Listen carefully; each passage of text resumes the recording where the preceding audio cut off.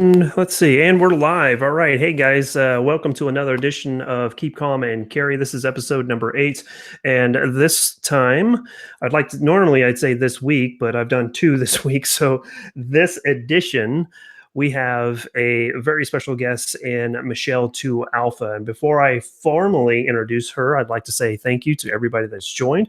Of course, naturally, if this is your first time, you can find me on all the social media outlets. Obviously, you're here on YouTube, so that's great. You can also find me on Instagrams, the Facebooks, and the Twitters. So by all means, check that out. I'll have all that information down in the description of this live chat once it uploads onto YouTube a little bit later. So without further ado, I'm going to introduce the lovely, the wise Michele 2Alpha. Michele, take it away. How are you doing tonight? You are too kind. Wow. Lovely and wise. I love it. I'm doing good. I've been just waiting for 7 o'clock all day today. Yeah, sure you have. I'm sure you have.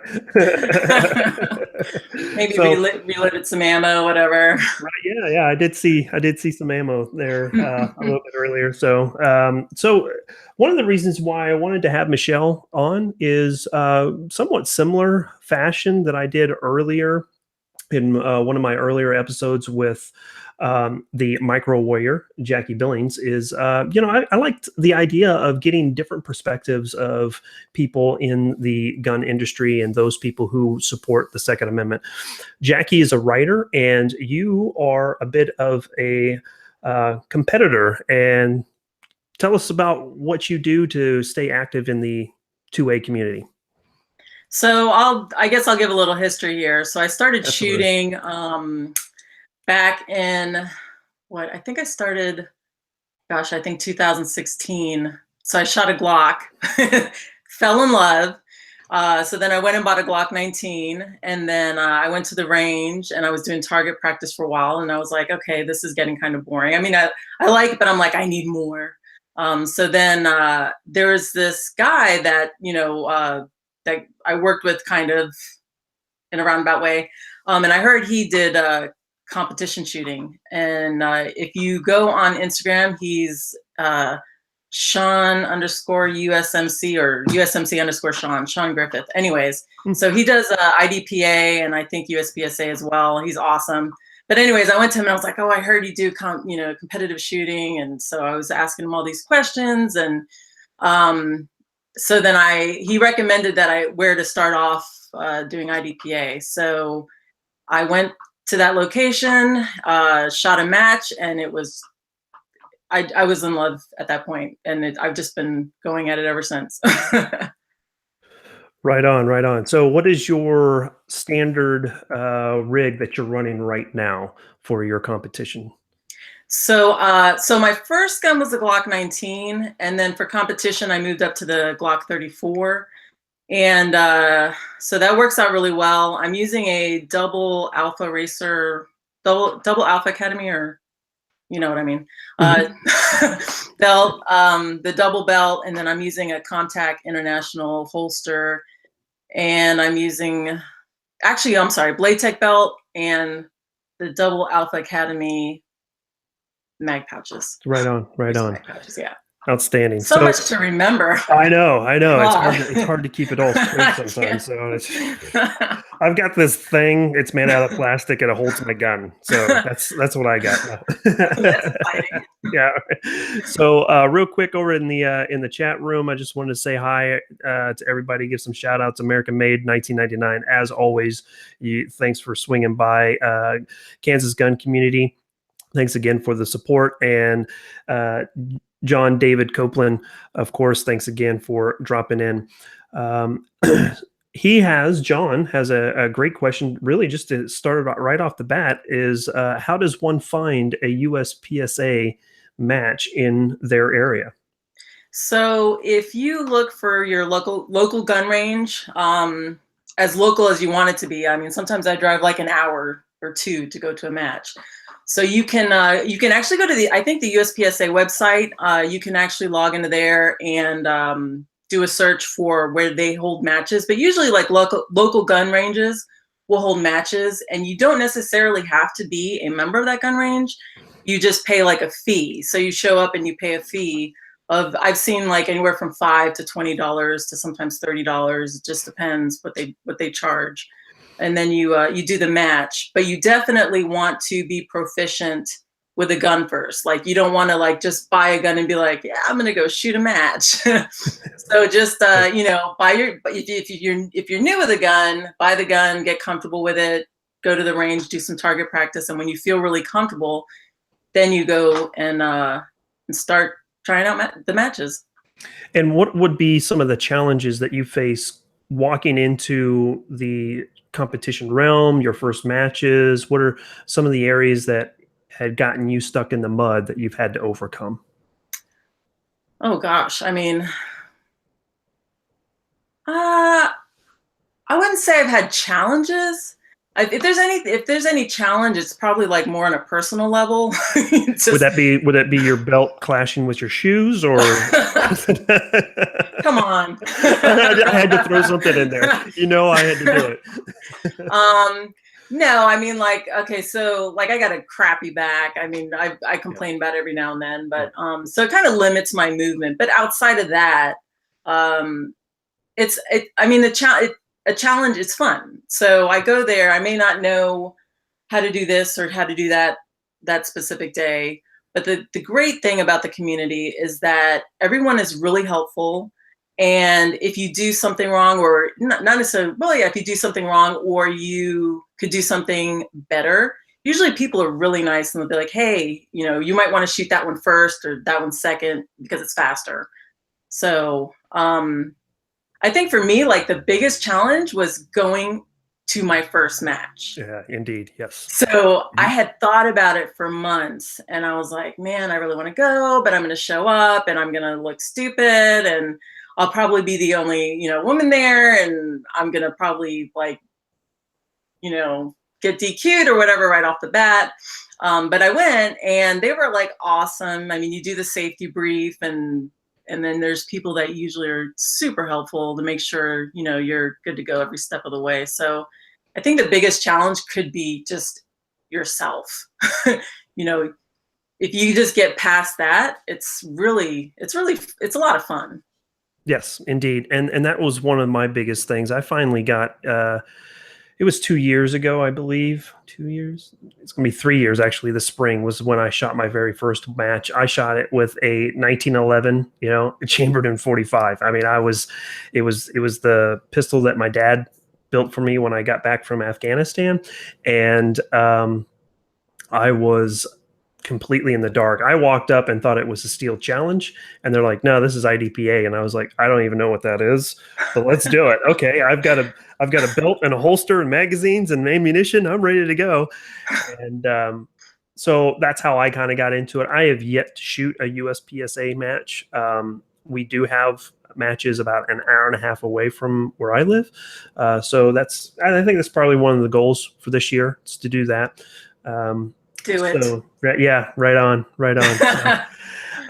So, some other individuals have joined the chat room. The Grim Reaper, thanks for joining us, and Kevin Ekdahl, always great to see you. I pronounced your name correct again this time. So um, let's see here.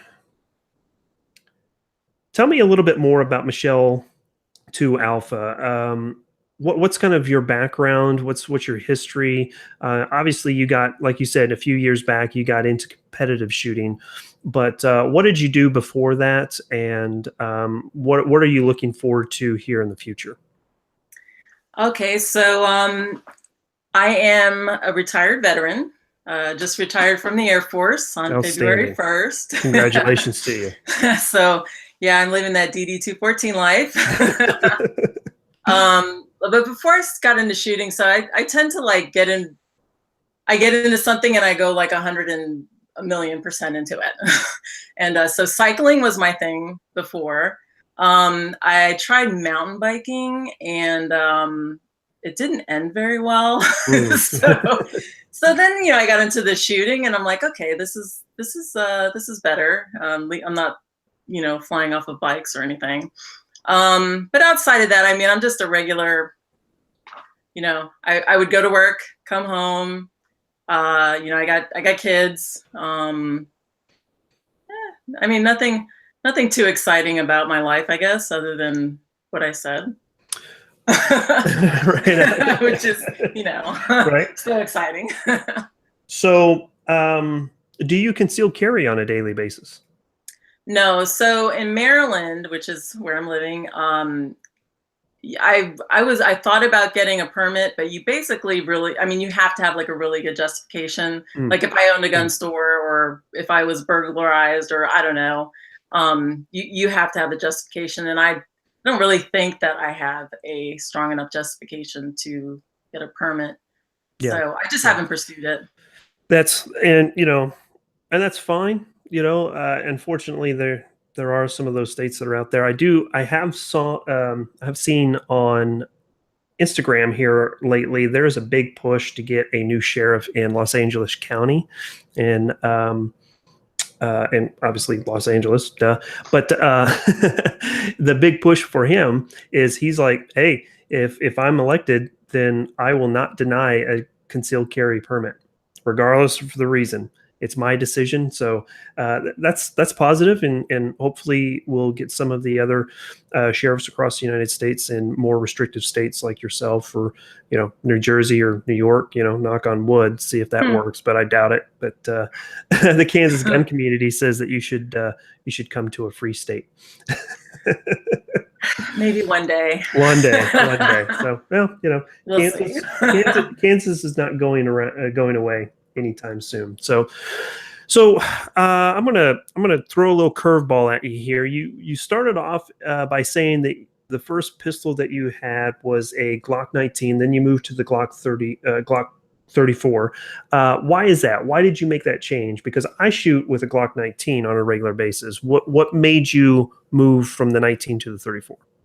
So when I started competing, I asked around. I love to ask people questions and get input, and just from experience with shooting the 19. So with the 19, you're going to have more recoil, and so with competitive shooting, you really want accuracy. You want to be able to handle that gun as to the best of your ability as possible. So I went with the Glock 34. It was either going to be the 34 or the 17, and I went with the 34, Hmm. and I'm really happy with it. I did change a trigger. I put the Robert Vogel trigger in it. Oh, very nice. Oh, Yeah, very nice. and I tried a few striker springs, and I had some issues initially, but once I started reloading ammo, like everything's been working out great.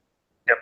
So one of the things that I've done with my Glock 19 is I've went through and redid all of the uh, connectors, the springs, the striker spring, all of that stuff with Zev stuff. So it's reduced the trigger pull, which has increased my accuracy quite a bit. However, I think I may have some issues now with getting light primer strikes. So I'm going to completely disassemble it, get it cleaned, by a gunsmith, and see if that changes anything. If not, then I'm going to have to go back through and pull it back to stock, and then just go out and buy a CZ Shadow 2. So that's Cleaned what by a gunsmith? Come I on, you could take it apart and clean it. I could. See, now you're gonna bust the balls. Okay, there we go. There we go. So, Send it to me. I'll clean it. okay, I can do that. I'll do that. Everything but the barrel. Try going to the factory spring, striker spring. That's what I had to do with mine. So I had gotten the Zev striker spring, and I don't know, I wasn't really successful with it. I think what I did was I ended up, it wasn't working out well with my 34, so I put it in my 19, and then I don't know, I've done so many things with it, but it worked with my 19. You just have to like find the right combination with this stuff. Yep. But try using the factory spring and Yeah. see if that Yeah. at least eliminates that for now. Yeah. So this past weekend, I was able to shoot roughly about 700 to 800 rounds, and I would have every magazine. I would have at least one light primer strike. So, obviously, it's a training. It's kind of EDC type of training. So tap rack and right back to it. So, one of the questions that we got from Kevin was, "Have you ever thought about the 19X as a competition gun?" What are your thoughts on the 19X? Honestly, I really don't know much about the 19X.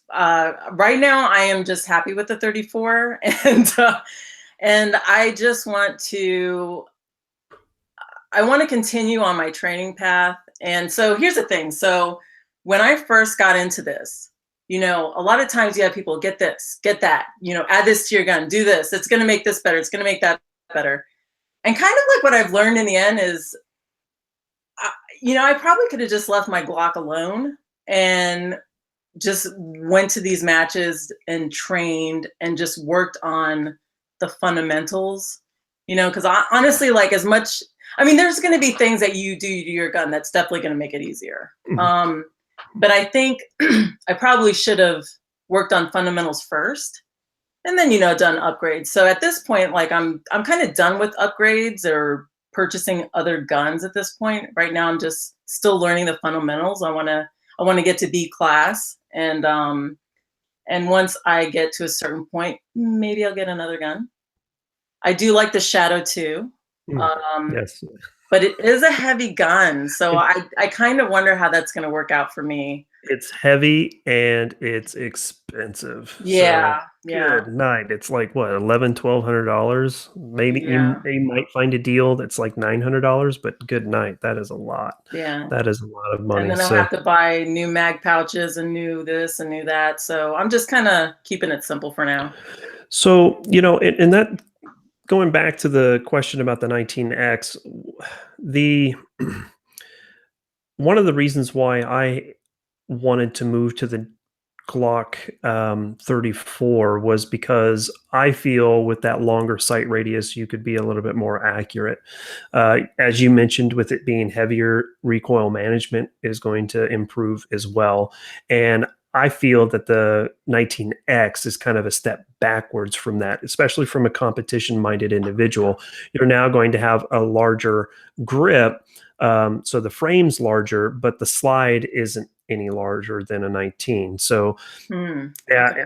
yeah, that was one of the things. The Glock 19X, if you don't know, if anyone doesn't know, is the civilian version, civilian version of the Glock that was introduced for the what is it, the M17, the new sidearm for the U.S. Army. The only difference between what Glock is selling over the counter right now is that it doesn't have a thumb safety that the military version has. That's the only difference. So if someone wants to go out and get one of those, that's fine. Do I think it's a gun to use for competition? If you want to be competitive, if you want to be as good as Michelle, no, I don't think so. It's all natural talent right here. I know. So let's see. We've already talked about the frustrating stuff. Let's talk about what's you got your belts and holsters and everything. What has been the most frustrating part of setting your rig up when it comes to your belt? I know you're running a double belt, so you have an inner belt that has the hook, the loop section of the Velcro, and then your outer stiffer version. I saw in some of your videos in the past that you have tried some new stuff, and I wasn't sure if you had any updates on the new belt that you were trying. Yeah, so the new belt's awesome. I did get a chance to use it at the range. The last match I did, it was fine. I like it because it's not so for the matches, like especially if you're doing long matches for hours and hours, um, having that stiff inner belt is just kind of like uncomfortable after a while. You kind of notice it. But Yes. this other belt, it kind of conforms to you. So I think it's a better option. It's the Blower belt. Yep. It's a softer one, but you had some concerns about it being able to hold up and not roll out like some of the stiffer ones. Are you still having that problem?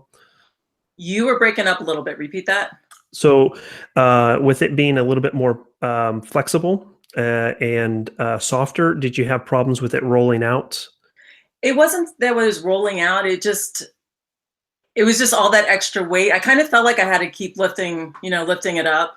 So I don't know, but when I wore it for the day, it ended up working out fine. And like I said, I have like a friend that uses the same belt, and he hasn't had any issues with it. He didn't have that same feeling I had. So Right on, right on. So, what are you currently not good at that you're wanting to? I guess basically, what's your goal this year to improve yourself in the shooting competition? so I think I'm pretty good with accuracy, but it's the speed that gets me. Mm, So when I yeah. have to go faster, I tend to just screw up the accuracy a little bit. So I got to work on that fine balance, and Mhm, mhm. it's been a challenge, but I'm getting there. I mean, I'm in no rush. This is all for fun. Every little, every little thing, every little step gets me better and better, and I'm okay with that. I'll get there. That's good. Yeah. Yeah. Speed has always been my Achilles heel as well. I can be fairly accurate. I get more accurate the slower I go, but obviously in competition, the slower you go, the less competitive you are. So there's in the group that I shoot with, there's a thought that they'll just go as fast as they possibly can, and they'll take the misses or then the B zone shots or the C zone shots. They'll take those all day long as they're fast, you know. Right. And I'm like, well, that's fine, but you're still adding time. So if you just slow down a little bit, maybe you can be a little bit more accurate and not take those deductions. So um, I guess it just depends on the setup and where they're at in their classification as well. So sometimes it is worth it to go faster and not be as accurate for them. Maggie, thanks for joining us. She has a question. Do you do matches every week? No, if I could, I would. Um, actually, so last year I did. Gosh, I probably did do matches almost every week or every other week. Um, you know, if I was free and I could do a match, I would do a match. I was supposed to actually do one tomorrow, but the weather kind of ruined that. So Yeah, we I'm had so ready for the season to start up. yeah, we had 72-degree weather yesterday, and today it's 32. So it's wacky spring as as usual. Yeah, it's crazy. So let's change gears a little bit. Obviously, typically I try to do a little rapid fire thing, but we've kind of answered some of the questions that I was going to ask. The favorite gun.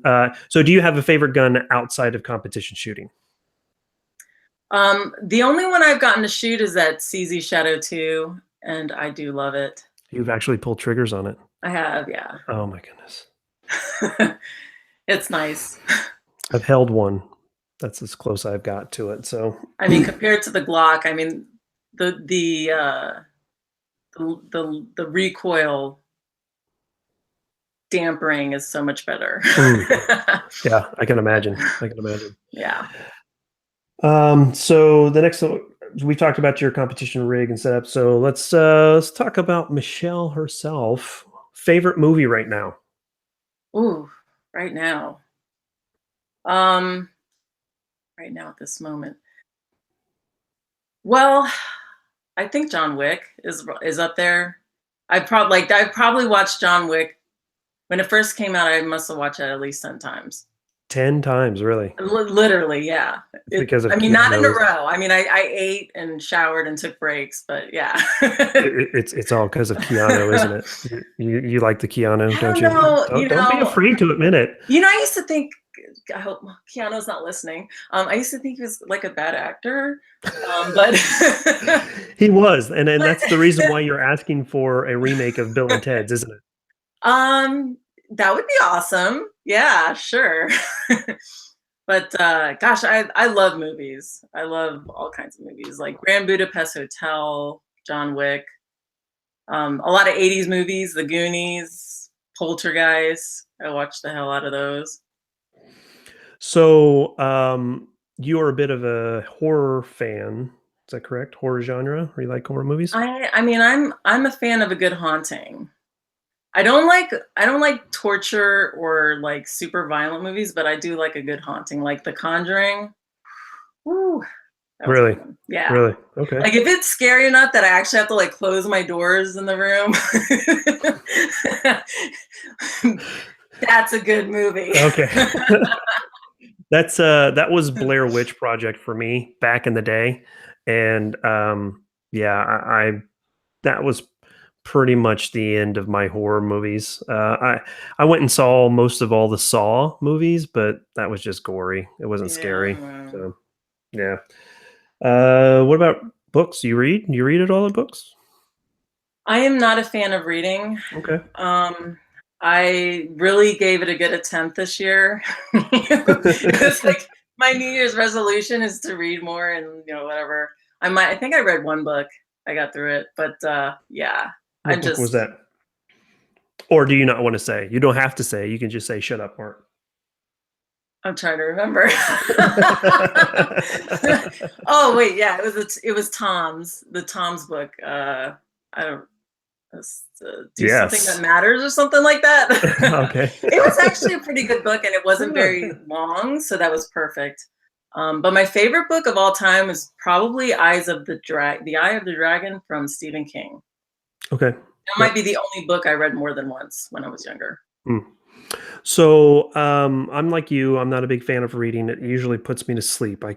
And in some cases, I have a hard time focusing while I'm reading. So I have to read very slowly, and in some cases, I have to reread what I just read because I didn't capture all of it. So what I like to do is just download an audiobook. Since I've been doing that, I have read there's a series of 5 books called Frontlines by Marco Close, and I've listened to those books at least 3 times each. I've listened to Ready Player One and Armada, which are written by the same guy, and I've listened to those. Oh goodness, at least twice, if not 3 times. The Revenant. Are you familiar with that? They had a movie here a couple of years ago with what's his? Leonardo? Yeah, Leo. Good old Yes. Leo. Oh, Yeah. yeah. I'm a fan. Yeah. Book is hardly anything like the movie itself. Let's see. The Road. That was a real tough book to Yeah. listen through. Oh gosh. So let's see here. Bryant Williams says, the best of my knowledge, Michelle is a movie buff. She loves the movies. So Hey, Brian. yeah, okay. I figured you guys knew each other. So I think uh, if I want to say he might be a Prince fan. Prince fan, Yeah. as in artist formerly known as Prince that Yes. became Yeah. Prince. And oh yeah, Yeah. that's not too bad. I mean, yeah, he's a very talented individual, and a lot of people don't realize that he is from the Minneapolis, Minnesota area, Hmm. uh, and really loved that town. He did a lot for that community there, especially, I guess, remember correctly, the south side of Minneapolis was kind of a trouble area, and he really tried to uplift that side of town and put some money into it. And so, yeah, he's a good guy. I Hated love to see him Prince. go. Yeah, hated to see him go. Yeah. I love Dave Chappelle's impersonation of Prince. Those are those are the funniest things I've ever seen. So,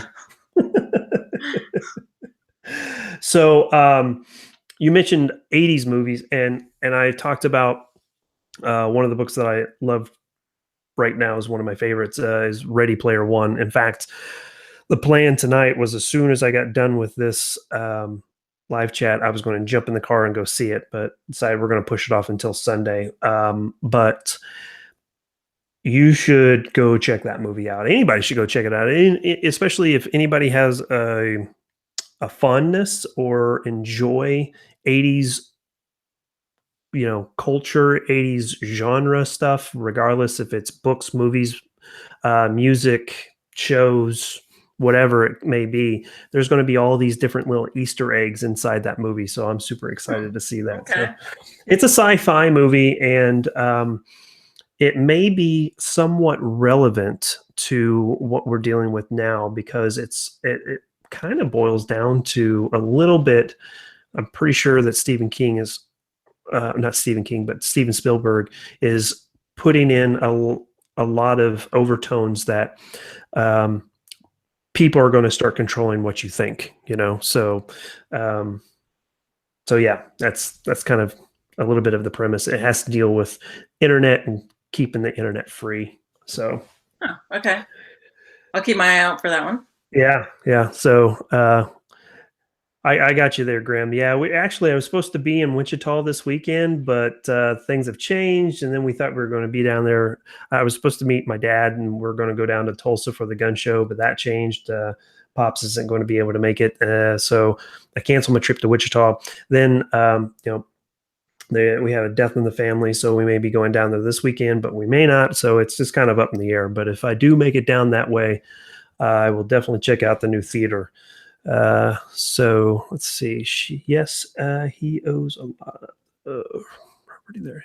I see. Yeah, Prince. Yes, he does. So, I had a question a little bit ago, and I know that you don't have a permit to carry EDC, but if you did on a daily basis, how do you feel about carrying with a round in the chamber versus one without in the chamber? Do you have an opinion on that?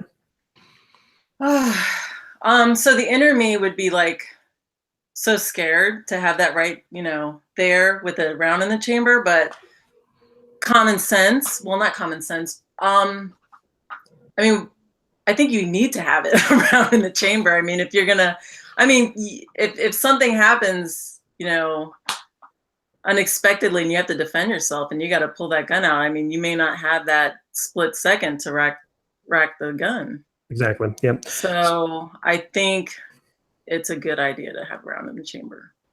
So one of the things that I would kind of put my 2 cents in on this is there is a technique. It's called Israeli carry, where you don't have a round in the chamber, and as soon as you draw, your draw stroke is that you're charging the slide or the weapon at the same time as you're drawing, and then you bring up. That's a little bit too many steps.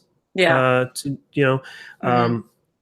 The other thing was in the training that I got this last weekend, one of the things that they did was they pushed us right up against the target. So the targets were stapled onto, I don't know, pressed wood boards that were on these pillars in the ground. It was actually a really nice range that they had set up for us. And we were set up with our elbow right up against it and our weapon right here. So you're feeling all that impact in your face. Is actually almost like getting punched in the face every time you pull the trigger. Mm-hmm. So if you have to defend yourself and you're getting in there and you're trying to draw and defend your head against someone coming in with a haymaker or trying to butt stroke you or whatever the case may be, you're trying to defend yourself and draw at the same time. How are you going to defend your head and rack? So that's one of the reasons. That's a good point. Yeah. So what I would say, in my personal opinion, for those people that are interested, is that if you're not carrying with one in the round, then you need to figure out how you're going to be able to do that. Is there ways to do that? Yeah, you can draw and then rack off your belt. That's one technique, but that takes more time. But one of the things that I would say is if you have a quality holster, one that fits your gun, and when I say that is if you have a striker fired weapon that has a trigger safety, then Kydex. Use Kydex holsters, you'll be just fine. It covers the trigger well, and you shouldn't have any negligent discharges. Even if you carry appendix, I've carried appendix almost for a year now and have had zero problems. So just some considerations. And I know that, like you said, you don't carry on a daily basis, but good info.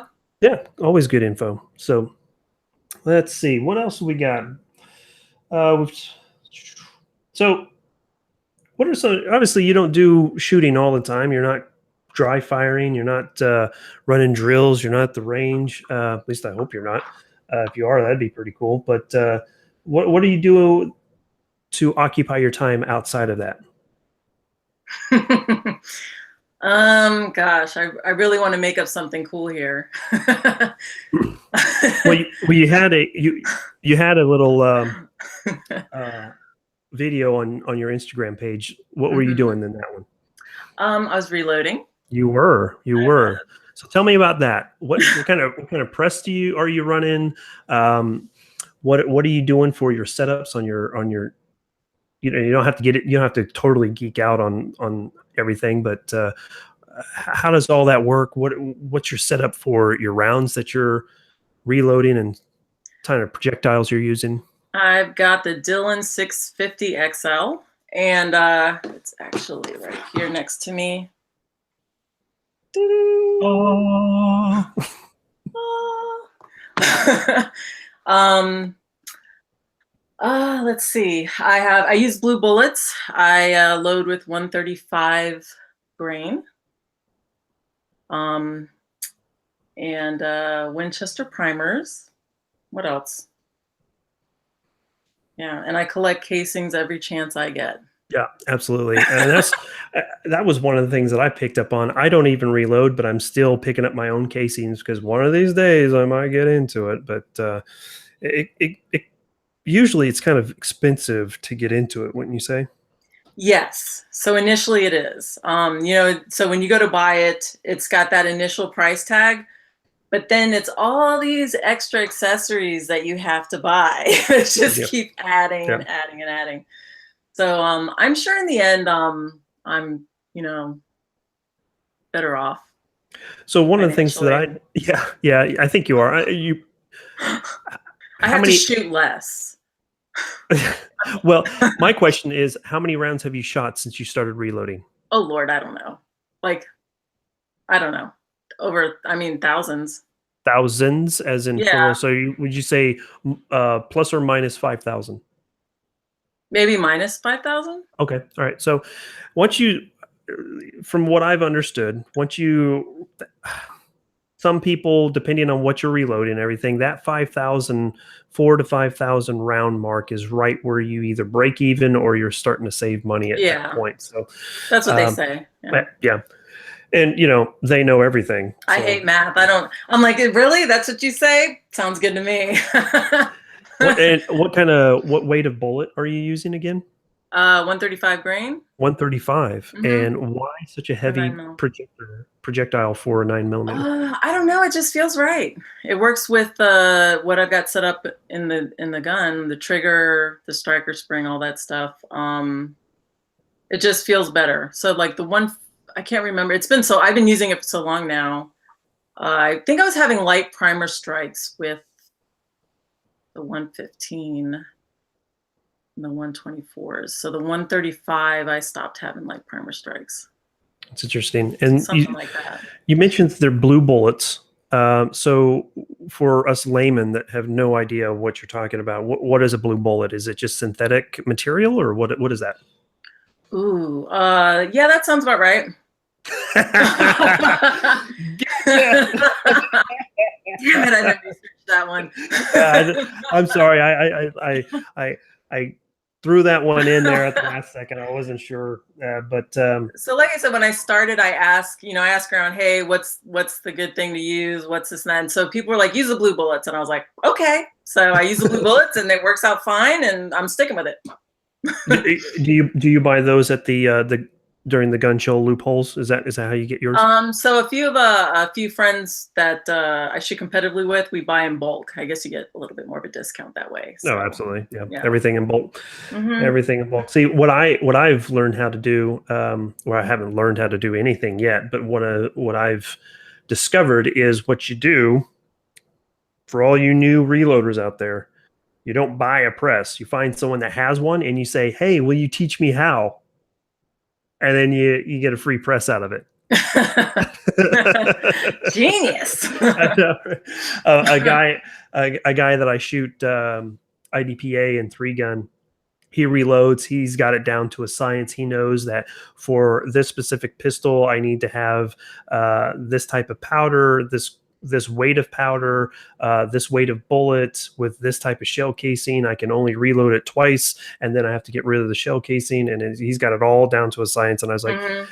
"Hey, would you show me how to do it? I'll bring my own stuff." And he's like, "Yeah, come on over." And I was like, "Yes, don't have to buy a press." Yeah, speaking of IDPA, so let me go back in case there's some of the viewers that aren't familiar with IDPA and USPSA. So I started with the IDPA. It's and I think if anyone is going to start shooting competitively, I think IDPA is the way to go. Why do you say that? So IDPA is more of a defensive type scenarios on the matches. So when you go to a match, they have a stage set up, and it's like you're in a casino, and there's 3 robbers over here, and you have to go through this. You have to shoot from this direction and shoot that target first, and everything is very instructional. And you're also like pulling your gun from cover. But the thing with IDPA is like it's a little slower paced. So you can kind of just, you kind of like learn the basics. You like that? Yeah. Anyway, it just sounds just like that, right? Yeah. See, where we shoot, it goes pew pew pew pew pew. So yeah, I don't know where I came with the do, but it's more like machine gun. I told everybody to keep their expectations low on this one, but they're. So anyway, so I did probably about like 10 IDPA matches, and then I switched to USPSA. And USPSA has less stringent rules. So like, for example, you can actually look at the stage and you can air gun it. In IDPA, you can't do that. You're not allowed to like, do your do that type of stuff. But I decided to stick with the USPSA. Now USPSA is more speed and accuracy. So instead of it being a defensive scenario, you basically look at the stage and you determine how you want to shoot it. What is going to get you the best speed, the best time and accuracy, or the best time basically. So with USPSA, like I said, the rules are less stringent. I decided to stick with USPSA because it's my mind can only take so much information, and to go back and forth between the rules of both of them I'm like, I'm going to get DQ'd if I'm going to do something wrong in IDPA. So I'm just sticking with USPSA for now. And I really enjoyed it. It's challenging and it's fun, and I still have so much more to learn. And I've got some great people helping me out, and really helping me learn the ins and outs. And it comes down to even like movement, just to move from one position to the next, can save you seconds or less than that, whatever. Yep. And that's what it's all about, is saving time. So you don't have to worry about any type of cover when you're drawing your pistol. You can just wear a competition rig in USPSA, whereas IDPA, you have to have a cover of some sort. So yeah. It would be nice to see more women in the sport. So I just did a classifier match this past weekend or the weekend before, and there was a lot of men there, and it was only me and one other lady.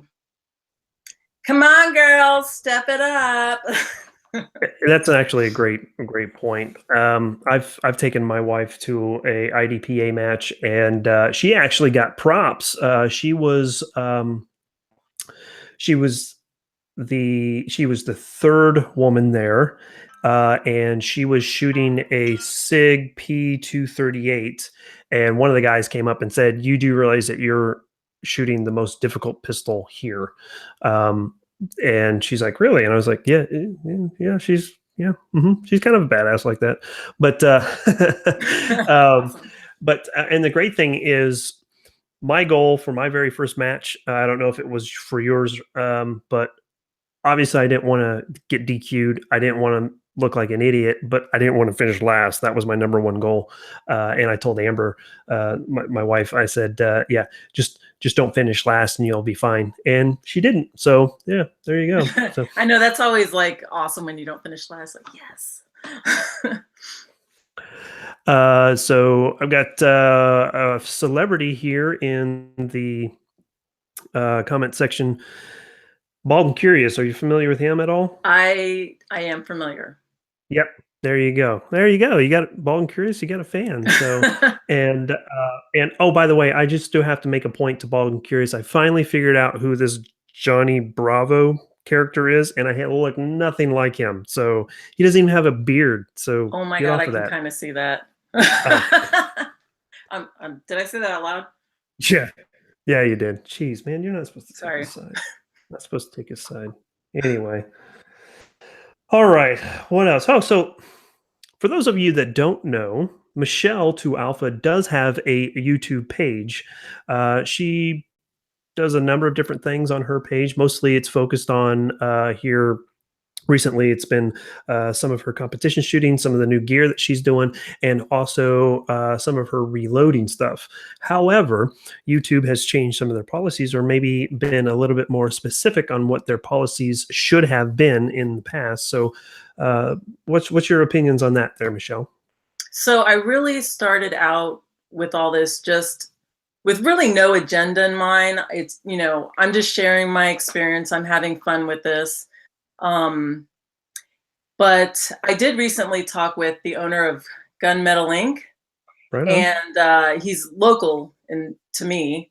And I planned on doing like an interview with him. And he's actually has an X01 that he just Cerakoted. Apparently, the first one that's ever been Cerakoted. Oh, very nice. And Yep. so he'll probably be showing that on his page soon. But he was going to have me take that to the range, and I was going to do a review on that. So now I'm kind of like, trying to figure out how I can do this stuff. But I think Mr. Guys and Gear, or Mr. Guns and Gear. Yep. yeah, yeah, yeah. So I saw he actually had a good point. So what he's going to start doing is posting a video, and then you go to his Facebook page for the links. So I'm thinking maybe that's something I could do in a roundabout way. Yeah. One of the other things that I think is going to help us too, especially with you being such a presence on Instagram, is that we can take snippets out of our videos and place those on Instagram. Maybe some snippets that we may not necessarily be able to post a link. We can post a link in Instagram, or Definitely.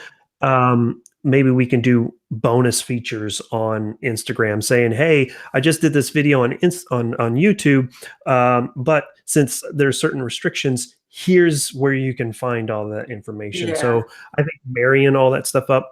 One of the other things that I'm going to work on, and hopefully my goal is to have it done before the end of the month, is to have a website up and running so I can pull in all of my Amazon affiliate stuff, so you can easily find all of that there. I'll have links to all the different things that I've already talked about.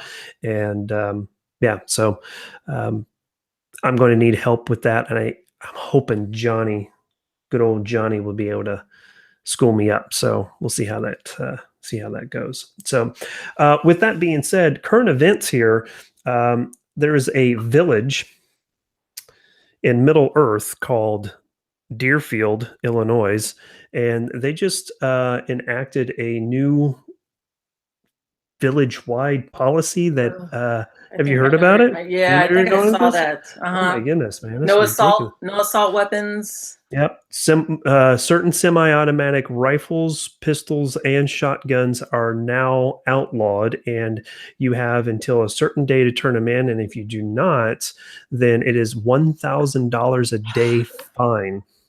Can you believe that? Unfortunately, I can believe it. It's ridiculous. Yeah. So I've actually traveled to Illinois several times. I have a very fun bed bug story about my last visit to Illinois. Ew. Yeah, it's ridiculous. But let's put it this way: the next time I go to Illinois, I'll make sure I bring my flamethrower with me. But but they are a very blue state, and I'm very surprised that a suburb of Chicago, of all places, would be so restrictive on people's right to defend themselves. So it's really surprising. American Made also made a point that no magazines over 10 rounds. So, Well, I'm kind of used to that being in Maryland. well, what's really funny is the Parkland shooter killed 17 kids using 10-round magazines. A lot of people don't realize that. He did not use high capacity, or what we refer to as standard capacity magazines, 30-round magazines. It wasn't 30 rounders. It was 10 rounders because he couldn't fit the 30 rounders into his duffel bag when he snuck that into the school. So just a lot of hypocrisy. We've had an issue. We had an incident here at YouTube, the YouTube headquarters, that has really thrown a curveball to a lot of the anti-gun advocates out there. Who would have thought that a Middle Eastern immigrant who did YouTube videos on ab workouts and um, you know was a PETA supporter and a vegan would go to the the YouTube headquarters? And I don't laugh because I think it's funny. I laugh at how ridiculous it is. But Yeah. I'm extremely saddened. So Yeah, thought, all these gun laws, I mean, it kills me because they're going to put all these restrictions on people who have the right to bear arms, but the bad guys, they're still going to get the guns. I mean, okay, yeah, so now we'll all be defenseless, in our house, but the bad guys will still find ways to get the weapons. So I yeah, mean, and yeah. it's not just guns, it's knives, it's whatever. But And I'd good encourage question. everybody. I'm sorry. Go ahead. No, no, I'm done. Okay. I would encourage everybody to go over to Mr. Guns and Gear's B channel. It's actually Mr. Guns and Gear B channel is what it's called. Look that up. And he posted a video today of a gentleman that went up to the city council of whatever town he lived in North Carolina. I And saw it. you saw that? That Oh, was excellent. I was actually going to share that. oh my goodness. You saw the whole thing? I didn't see the whole thing. So Colin Noir, hopefully I said his Yes. name right. He Yes. shared a clip Mhm. yesterday, I think. And that what that guy said was just on point. Like I agreed with every word that came out of his mouth. I was like, thank you. I mean, yeah, Yes. Yeah. So good Mr. Guns stuff. and Gear posted the entire video on his YouTube channel, I and need it to is watch powerful because I have a snippet on my Instagram feed. Colin Noir has a snippet on his, and ours are actually different. I pulled mine from the NRA webs or the NRA's Instagram page, but both of those snippets are not even all of it. So he talks for 3 to 4 minutes, and it's very powerful, it. Yeah. So yeah, so that's our little bit of current events, I guess. So I got a question for you. Oh my goodness, you have a question for me? So are you gonna stop doing the fire part of Fit and Fire? No, no, I'm going to continue. I'm going to have Okay, to figure good. out a way to make things user friendly for YouTube. I'm going to comply to their um, their policies, but just because I can't show something doesn't mean that I can't speak about it. And I think that's one of the most important things about YouTube is doing these live chats. I can sit here all the time and not show one firearm at all, but I can talk all the specifics about it. I can jot down notes ahead of time, and I can just go and rail on YouTube and their policies, or talk about current events, or I can talk about firearms. I can do whatever that's inclusive of the Second Amendment. They can't prevent you from talking about the Second Amendment. They can shut my channel down. Yeah, sure they can. But guess what? I have the freedom to start a new one. And yeah, I'd have to start from scratch, and that would really suck. But I did save all of my videos, so I just repost them. And I get shut down again. I just do it again. So um, Good. but I'm going to comply as best I can to their policies without um, diminishing my product, the quality of work that I'm trying to do. Obviously, there's certain restrictions now. Like for you, you can't show reloading anymore, from what we understand. I know, I know. Because it's so exciting to watch. Yeah, I know. So I'm going to expand into the Daily Motion platform, which is the British version of YouTube, and start uploading there. I've requested a placeholder for my channel at full 30. Regardless of what people think about it, I'll post there as well. I mean, as many different avenues as I can. Not to mention, I'm also thinking about taking my channel in a little bit different arena because I just started this new gym, and this new gym is very similar to my previous gym. Um, but it's a little bit more open as far as time goes. I don't have to worry about being at the gym at a specific time to get my workout in. I can just show up whenever now, and it is more geared to not only getting a workout in, but also boxing at the same time. So I'm learning how to properly strike now. So I was a scrappy guy growing up. I got suspended from school a few times because I was a scrapper. I got into fights, but I got punched in the face more times than I got a punch thrown. So, Same. yeah. So that I was a little bullied when I was a kid. you said you were the bully I, when you were a kid. I was bullied. Ah, I don't believe that one bit. Yeah, yeah, I was. I actually I was not allowed in some people's houses in my neighborhood because I lived in a. I'm from Clearwater, Florida, and I lived in a predominantly, dare I say it, white neighborhood, I guess. And I was always dark. My dad was dark, and we're Puerto Rican. This is the only thing I can think of, but I wasn't allowed in houses when other Yeah, kids were allowed. It yeah. it sucked. But not that wasn't so much the bullying. Like I had a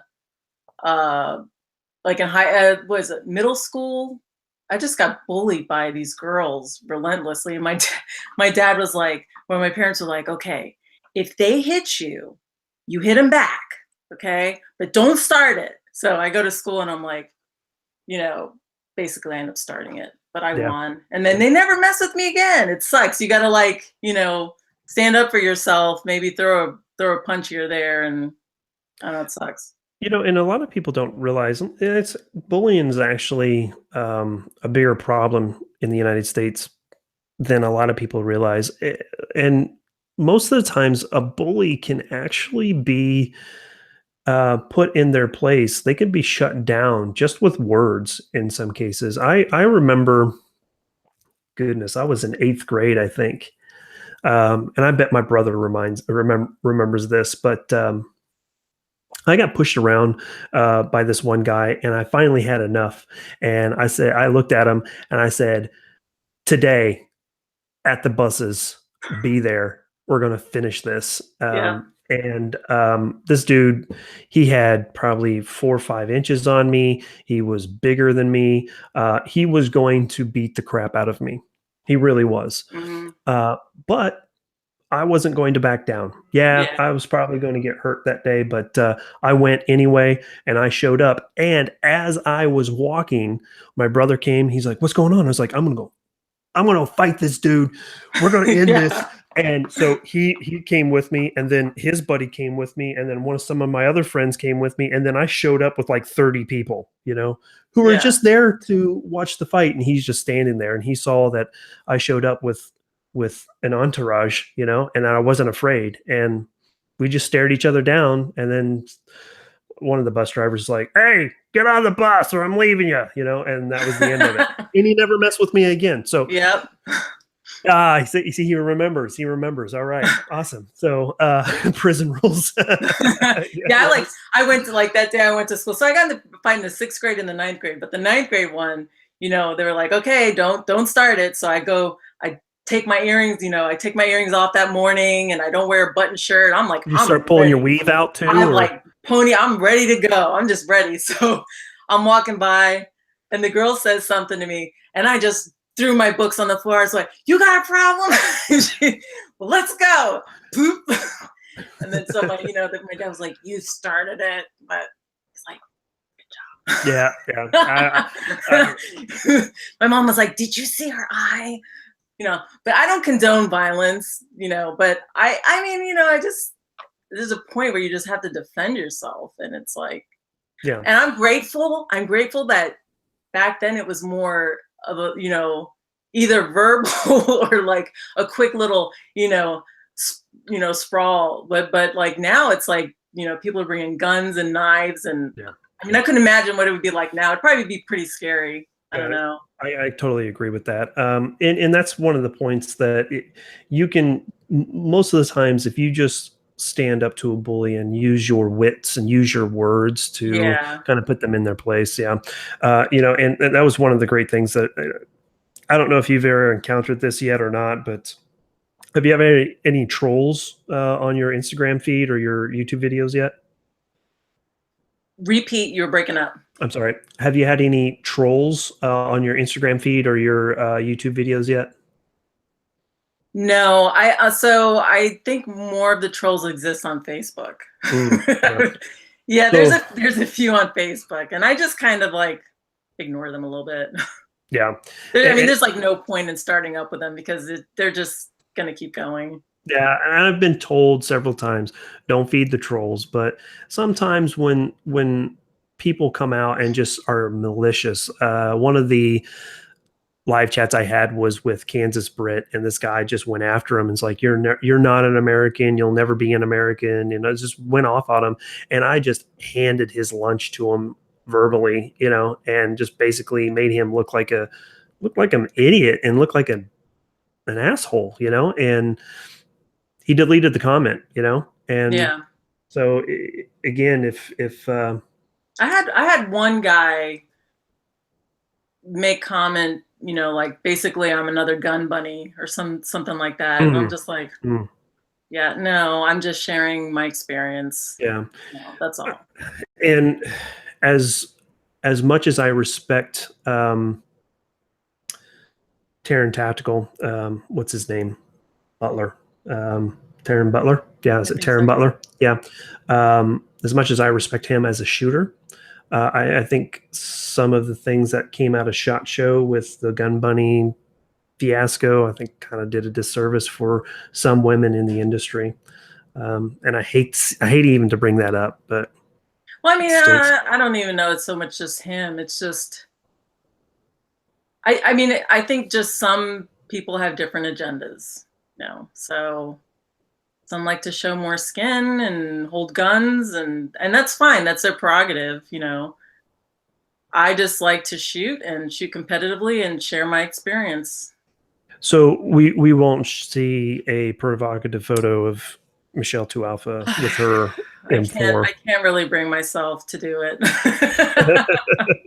Well, I'm good. not gonna I'm not gonna have a photo shoot, where I'm like, posing with my gun, on a bed or something like, ugh. Yeah. I do one, but I'd lose every single follower I'd have. So Yeah. Well, I don't know. You might draw a new crowd. touche. Point to you, madam. Thanks. So what else? Do you have any other questions for me? How about favorite actor? Oh, favorite actor. Hmm. Oh, Christopher Walken. Ooh, he's good. Yeah. More So cowbell. no, hey, you We you got me on that one. need Yeah. more cowbell. Yes, we do. You do. Best movie he did. Best Come on. movie he did? Yeah, yeah. Oh, The Deer Oh Hunter. gosh, God, there's a few. I mean, you have The Deer Hunter, which is great. But I think the best movie he ever did by far was Joe Dirt. Oh, wasn't expecting that. I don't even think I've seen that one. You haven't seen it? He was a janitor. He was a janitor in Witness Protection. I'll have to watch it. See, Nico knows. So, all right. So, the first movie that popped in my mind was Dead Zone. Stephen King, right? Dead Zone, was that it? It's a Stephen King movie. I'm not familiar with The that one. Dead Zone. No. He was like a psychic or something. No idea. Look it up. Look it up. Okay, you want me to look Maybe it up somebody right in the now? comments. Maybe no. Maybe somebody in the comments knows. But how about, you're gonna love this, Pulp Fiction. Ah, yeah, I had this Gotcha. hunk of metal Uh-huh. in my yeah. Uh-huh. You did. Yeah. Got me. Oh. Mhm. So no, Dead Zone. That's Right? I knew the Grim Reaper would have that one. If Yeah. it's Steven Spielberg, he's going to have it. That So was an yeah, awesome the movie. Dead Zone. Yeah, and then he did what was the series he did? The 3 movie series where he's Was that like another Stephen King? no, I don't think so. He was like Satan or Oh, angel Prophecy, prophecy. maybe? Yeah, yeah. So Yeah, I'm a big movie nerd. I used to write, I used to actually write movie reviews on Rotten Tomatoes. oh really? Did you? Yeah. That's nice. That's nice. Yeah. And then I So realized how much I just hate writing, so I stopped.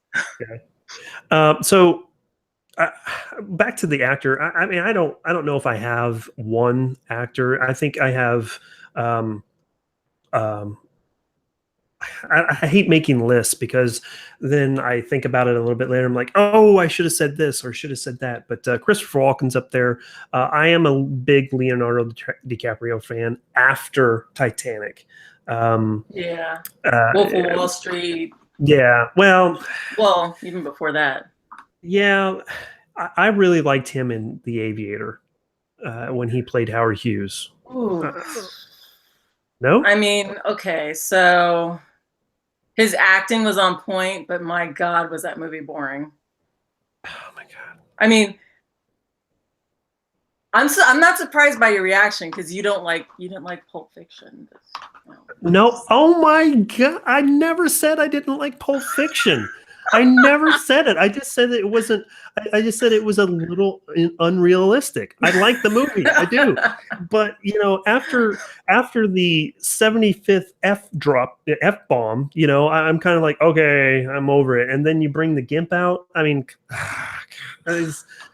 I like the movie. It's okay. I'm not judging. Judging. You're and Nico, all right, I'm about ready to kick Nico out of here because the Aviator was boring. He said it was a good movie. Come on, guys. So the point that I'm trying to make is Gangs of New York, The Aviator, the Departed. Those three movies, I think, really solidified Leonardo DiCaprio as an A-list. He was always an A-list actor, but like top level actor. So there's that. Yeah, there you go. Someone else thinks I look like Tom Cruise. Oh God. Tom Cruise. Yeah, I've gotten that. Yeah. Really? Yeah. I had. Oh my God. I don't see that one. So I've been right here in the eyes, right here. So I had someone while I was volunteering at a concession stand wait in line, and there was like 10 people in line. This person waited in line to come up and tell me that I looked like Tom Cruise and then left. They didn't buy anything or nothing. I'm just like, wow. Okay. They should have just held up a sign. Yeah, You look like right? Tom Cruise. Yeah, I know, right? This guy right here. So, all right. So I'm going to get flack for this one. Matt Damon. I actually like him in the Bourne series. I don't think he's a great actor, but I liked him. He's enjoyable. He's an idiot. He's okay. Yeah. Robert Downey Jr., especially here lately, I think, with Sherlock Holmes, Iron Man, Due Date. Have you seen Due Date with Zach Galifianakis? No. Oh my gosh, you got to watch that movie. That one's actually like a couple years old. Yeah, it's a few years old. I think it's 3 or 4 years old. Maybe I did and I just forgot it. Yes, Drew. Matt Damon. Yeah. Maybe I did see that. I'll have to look. But my favorite is Tom Hanks. You cannot go wrong with Tom Hanks. No, yeah, he's pretty good. He's pretty solid. Pretty good. Hey, here's a trivia for you. What does he collect? I have no idea. Dead bodies? No. See if anybody in the chat knows. All right, here we go. Chat, it's going to take a few seconds. They're probably good. I know, right? What does Tom Hanks collect besides dead bodies? How many people are in the chat? We've got 11. We've got 11. Okay. We've got almost a dozen. How many likes do you have so far? Last checked, I had 10. So we got 10. Yeah. So we've got. I'll go and like it later. Okay, there you go. So one of the things Tom Hanks. When I think of Tom Hanks, I think of him in movies like The Money Pit or The Man with One Red Shoe. That's the Tom Hanks that I see. So when I see him in The Da Vinci Code, I'm still thinking of him with that silly laugh of his from back in the day. So it's hard for me to look at him and be like, oh yeah, Tom Hanks. Yeah. You can't go wrong with him, Yeah. I rewatch. I get what you're saying. I actually feel that way with Samuel Jackson. I can't get into his characters. Really? I feel like he's the same guy in every movie. Well, I mean, yeah, as long as he drops an MFer, we're good. Yeah. Say what again? The funniest thing was in Die Hard 2, and he's like, hey, Jesus. What was that scene where he's like, I didn't say Jesus. He was saying what his name was, and then Bruce Willis was like, Jesus. He's like, no, I'm not Jesus. He was Zeus or something. His name was Zeus. Gosh, Yeah. doing it an injustice. Poor delivery. Yeah, sorry. I quit. So Tom Hanks collects typewriters, according to Kevin Ekdahl. Very good. Who would have known the most useless thing to collect? What? What do you need? What do you need typewriters for? We have computers. Right. Oh, and you are corrected. It is not Die Hard 2. It was Die Hard 3. Yes, Die Hard 3. Yes. Die Hard 2 is the airplane one. My bad. Yep, you're not going to get one. I can't be right all the time. I know. Anyway. I mean, I am like 95% of the time right, but yeah, every now and then it slips. Yeah. So, what about you? What do you, besides Tom Hanks, do you have any other great actors that you like? You know who I really like lately is Jessica Chastain. I think she's awesome. I have no idea who that is. That sounds really bad. Who is that? You forget I'm 40, so I'm one of these old people. I don't know. I thought you liked movies. I do like movies, but I've fallen off. I've fallen off over the years. I tell you one person that likes movies more than me, and that's my brother. That dude, he's on point. If he knows, he's probably like, "Oh, Mark, what are you doing?" I guarantee you've seen a movie with her in it. I'm sure I have. I'm not very good with names these days, so. Early 2000s, 1990s, yeah, I'm good. But here in the last, I would say, decade, yeah. So it's hard enough for me to keep track of Scarlett Johansson, let alone whoever this Chastain lady is you're talking about. Name one of the movies. Name one of the movies that she's been in lately. Was it Zero Dark 30? She was in the military when she was in. She was in Interstellar. Okay. Yeah. Okay. Gotcha. Tracking now? Yeah. So that's not the same. That's not the same lady that's playing Lois Lane in the new Superman movie. That's Amy. No, that's Amy Adams, I think. Yeah, Amy Adams. Okay. So right on. Well, good. Yeah. Okay. Got her. Yeah. She was pretty good in that. I liked Interstellar. That one really kind of that warped my mind quite a bit. So, but that was. Did you sit through that one? Yep. Yep. I liked it. Did you find it hard to watch? No. No. I liked it. The ending, I was like, I kind of wish I had a different ending, but yeah, it was pretty good. I guess the piece that really bugs me is the point when he leaves Earth, and he's leaving Earth knowing that he's probably not coming back, and his daughter goes running after him, and I'm just like, oh. So yeah. Well, there you go. Someone has to save the planet. So Nico says that she did some anti-gun movie. She stinks. Laugh out loud. Did she? Which one? I have no idea which one it is. So, I mean, Zero Dark 30 was great. I really like that one. Was she in Sicario? Was she? I'm not sure. Was that an anti-gun? Which one is he talking about? I don't know. She was in The Zookeeper's Wife. The Help is another movie that she was in. Well, I want to know the anti-gun one she was in. Yeah. Well, Nico, come on. Let's come on. We need. I need Nico. proof. Hey, there you go. If we're not going to get it, then then it didn't happen, and we can still cherish and worship at her feet. So, all right. So, moving on, and we'll probably get the answer here in just a second. But moving on, probably the last question I have for you is: where do you see yourself by the end of the year? What are some of the things that you want to accomplish? Where do you see your social media stuff going, et cetera, et cetera, et cetera? So for this year, I see myself in B class in USPSA. I hope to move up there soon, just to keep competing, just basically have fun. I don't really have like a set agenda. I just want to get to B class. And for the social media stuff, again, I want to keep sharing what I learned. If I buy something new, I'd like to share that. Oh, and I want to give a plug to Sidekick Mounts. Absolutely. You plug whoever you want. Yes. So Sidekick Mounts, awesome. Every time I go to a match, I'm getting questions about the mount.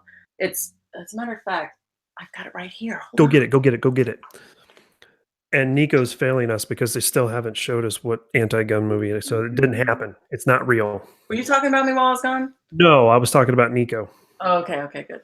Because I'm gonna watch this again and find out. Anyways, so let me get off the hat. Anyways, you do have to have Velcro on the hat because it's got the little. Oh yeah. But it's 3D printed, and they've updated them. They have some for the new GoPro mounts, the GoPro Heroes, I guess. So they're coming out with new sidekick mounts for that. But anyways, this just slides up, goes right out, and it's really light. Yeah, But it's cool. great. I mean, I've tried a few different things for the hat, and this is really the best thing that I've come across. So where can we find it? Online, psychicmounts.com. Okay, cool. What other things do you want to plug? I know you got you got Gunmetal there. Tell me about Metal Gunmetal. Ink, they do Cerakoting, slide work. Really good company.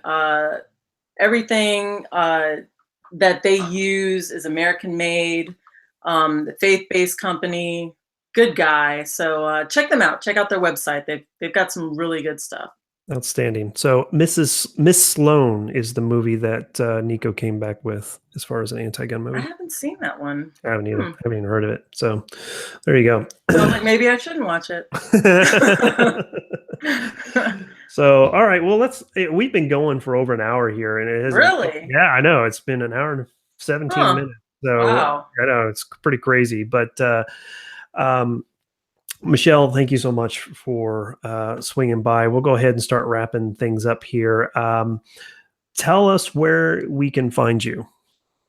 On Instagram, I'm pretty active on Instagram and then YouTube. So every now and then I'll make a video on YouTube, and I'll usually highlight that on Instagram. I also have a web page that kind of gives a little bit more of my background. There's a blog on there. I don't update that too much, but you can go in there and see all my YouTube videos, and my Instagram feeds goes to that website, michele2alpha.com. Outstanding. And then I have Facebook, but honestly, I don't like Facebook too much, so I'll post on there randomly. So I have a Facebook page, and all I really use it for, as the public figure, is when I post something on Instagram on my phone, I have a little toggle switch I can hit, and it'll automatically send it over to Facebook as well. So that's kind of what I do. So what's your Instagram handle? Michele 2Alpha. There you go, Michele 2Alpha. I'll have a link to not only your YouTube page, but also to your handle on Instagram down in the description of this once it gets uploaded after we go off air here. So you guys will be able to find every place that she's at. I'll even throw in your webpage in there as well.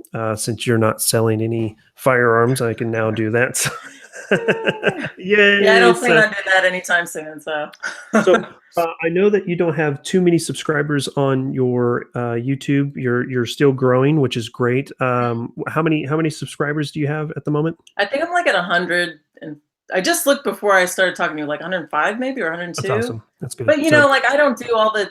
There are things that people do to get more followers. There's all these little tricks. I don't do it. I'm like, if they see me and they want to follow me, cool. There you go. So if you guys are watching this after the fact, by all means, swing by Michele's YouTube page, subscribe to her channel, swing over to her Instagram page, and start following her. She's got some great content. I really enjoy watching it, especially when she's doing her training. She does upload some videos of her training, her matches, and all of that stuff. So it's a lot of fun to watch. It's one of the great things I love about your feed is just how much fun it is. So Thanks. By all means. So hey, oh my goodness, right at the end here, 1776 or bus just jumped in. What are you doing, guy? You're late to the party. We're almost wrapping up shop. Oh my gosh. Anyway, so there you go, Michele 2Alpha. Thanks again. I'm going to give you the last little bit here. Plug, say whatever you want to do. Last word. What do you want to say? Well, thank you for asking me to do this interview. As you know, I was almost going to pull out of it. I was like really nervous about this, but it's been fun. And I'd love to do this again. And, talking movies and guns and two-way stuff. This is awesome. So I appreciate the opportunity and you taking time out of your day to do this as well. So keep This on is doing what you're doing. Well, thank you so much. I really appreciate it. But it's been a great time. I mean, here we are, an hour and 21 minutes, and I'm not even. It's like we just started 10 minutes ago. So you make it as effortless as. I'm going to stop talking because Whatever. I know I it's past. drinking. Is it past our bedtime? I know it's past It must mine. be Christmas. So anyway, Michele 2Alpha, you can find her again on the YouTubes and the Instagrams. Again, I'll have a link to all of that stuff down in the description of this video here in just a second. I do see that 1776 just got back from the gym. Well, go to the gym earlier, guy, because I got back from the gym and did a live chat. So I'm just kidding. Thanks for joining. Everybody that's been in the chat room, thank you so much. I really appreciate everybody swinging by, throwing your questions out there. Always the support. Go find Michele. Go support her. She would really appreciate it. And we're going to go ahead and sign off. And as always, keep calm and carry. See you guys later.